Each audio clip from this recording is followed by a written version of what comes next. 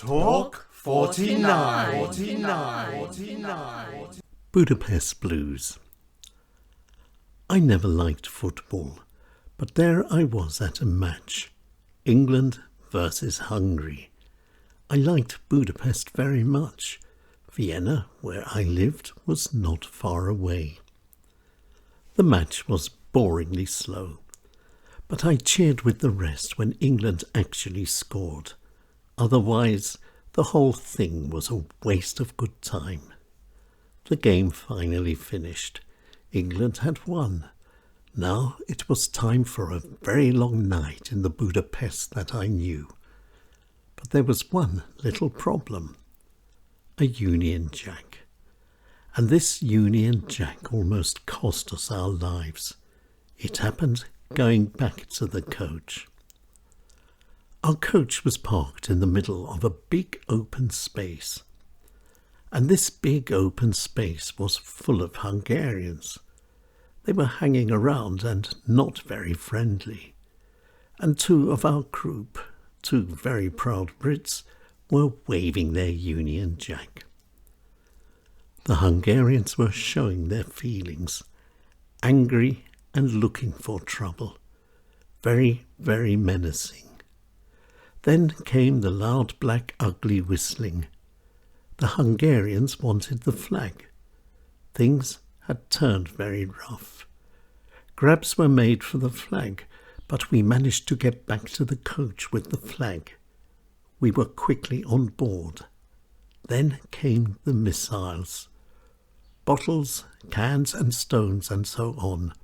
I felt sure the windows wouldn't survive. The shouting and hissing were deafening and threatening. We were in danger. It was frightening. Then things began to get worse. We felt the coach starting to rock. The crowd was doing their best to rock our coach over. But we were too heavy. The jeering and shouting and the black ugly whistling continued. We were stuck fast in the middle of aggression. The crowd was determined.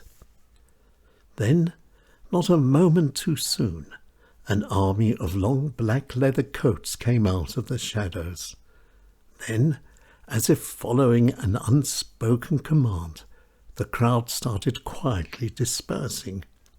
We were free to go on our way. Now, a strong whisky was all that was needed. The embassy bar was a blessing.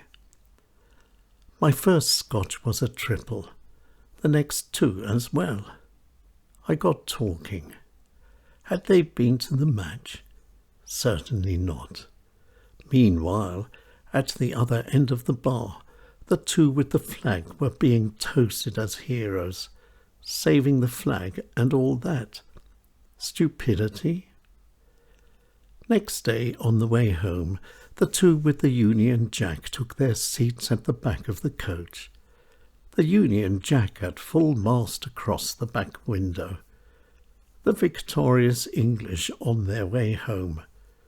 The Union Jack. A very bold statement. A Union Jack that hadn't been captured. And I had a touch of the Budapest blues. Too much danger, too much fun, too many whiskies, and a night that had turned into morning. All in all, a very close call. Budapest, a long time ago. Talk 49.